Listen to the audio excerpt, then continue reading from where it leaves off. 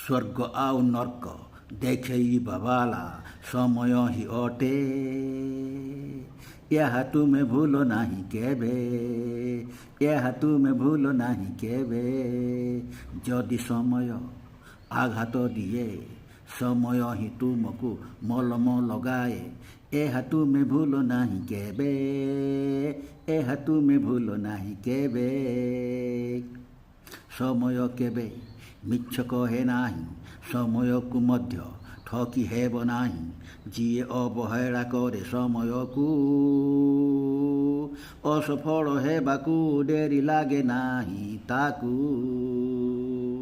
ଏହା ତୁମେ ଭୁଲ ନାହିଁ କେବେ, ଏହା ତୁମେ ଭୁଲ ନାହିଁ କେବେ।